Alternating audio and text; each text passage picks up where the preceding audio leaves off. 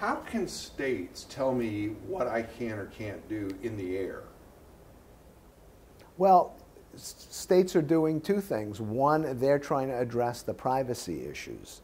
For the most part, the FAA is mandated to deal with the safe integration of UAS, unmanned aerial systems, in the national airspace. And they haven't dealt with privacy.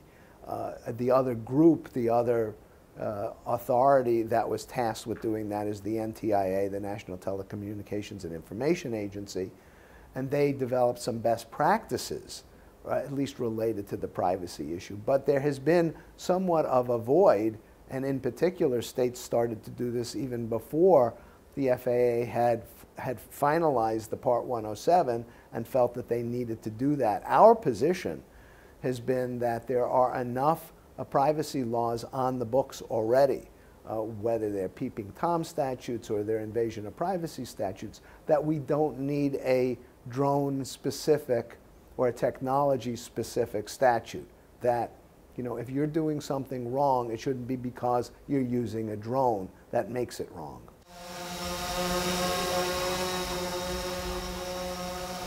If you're out in public, where there's no reasonable expectation of privacy, pretty much you can take a picture of anything that's visible to you. And you don't need permission to do it.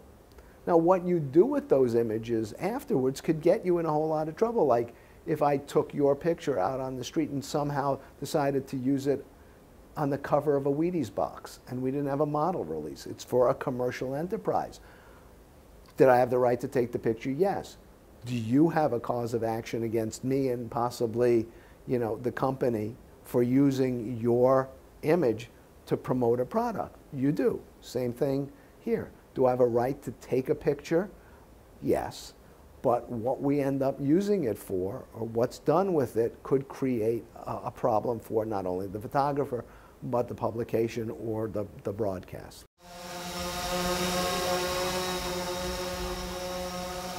If you're flying, clearly your biggest priority, even though responding to law enforcement is high up there, is to safely operate that drone. And so yeah, demeanor and attitude is everything, but hopefully if you're by yourself, which is one of the reasons we don't recommend operating by yourself just for these situations, is to nicely ask the officer, listen, I understand, I'll bring the drone down and then we can talk, and then do that. But obviously be cooperative. It's the same advice that I give photographers all the time if they're on the ground when somebody comes up and says, you can't take a picture here, stop what you're doing. And you know, you need to be able to try as best you can to explain to them why you have the authority, certainly have your paperwork, have your Part 107 license with you, have the drone certification with you, because you will be required to produce those. But just be reasonable, and it might involve educating the officers. One of the things that we suggest is, where it's possible, to kind of let law enforcement know ahead of time, at least if you're going to be doing some news gathering and it's not a spot news situation, that you're going to be there in that location, you're going to be there about 10 minutes, this is what we're doing. So when they get the calls from the neighbors, when they get the calls to respond, they're in a different frame of mind as to not knowing what they're going into. Another thing that we have talked about, and it's been suggested, is get a high visibility vest.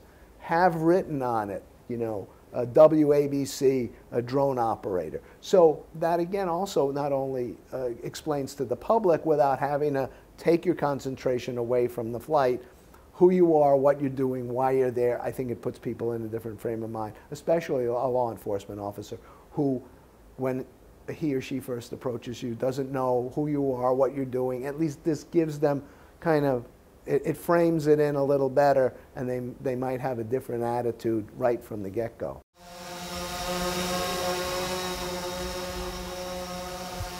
We're all pioneers in this. I've been saying it. We're going to be pioneers for a while. With any new technology, there is this hue and cry from the public of, oh my God, the right to privacy as we know it is over.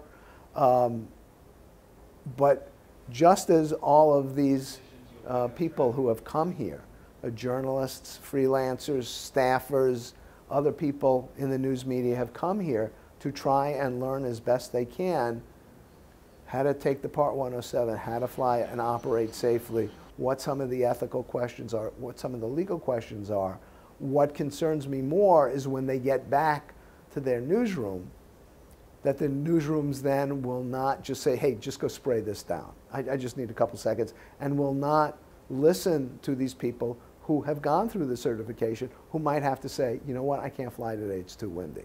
We're out of specs. The cloud level is too low. Whatever the reason is, I think that same respect that news operations have for somebody flying a helicopter or fixed-wing aircraft who they asked to fly, whether it's in-house or contracted out, we want that same respect for drone operators.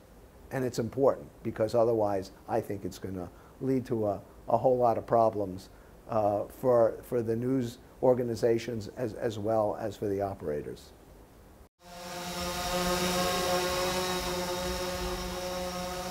In the 1800s, when George Eastman invented the Brownie, this was the first time that anybody could, for $1, get a camera, handheld, because of the small size and for the fact that they developed film rather than plates to be in it, and go out in the street and start taking pictures of things that they could see.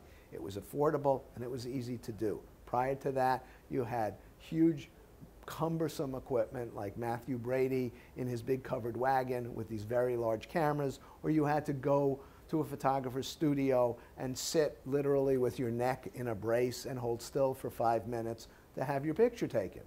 So immediately, there was this hand-wringing and, oh my God, the right to privacy as we know it is over.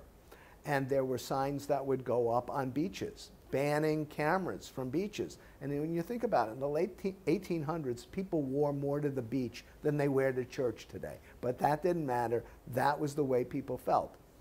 And Louis Brandeis, who was a Harvard Law student, and Samuel Warren, who went to school with him, decided to write this treatise called A Right to Privacy. You can Google it today, you can read it, and except for the flowery language that's in there, you would think that you are reading about drones today. They talk about the nosy neighbors and the snooping press, and exactly the same things that we're going through now, and that was the new technology then. So eventually we had privacy laws that have now been in place for well over 100 years that evolved out of that. And I think we're going to see the same thing happen here. The biggest problem that I see is that back then technology kind of went along at this normal rate. Now it moves at this exponential rate, and because we've got all these bureaucracies involved, we're seeing regulations and laws move at a glacial pace, and that divide just keeps getting larger. But I think eventually we'll see an equilibrium, and we'll deal with this technology just as we've dealt with others.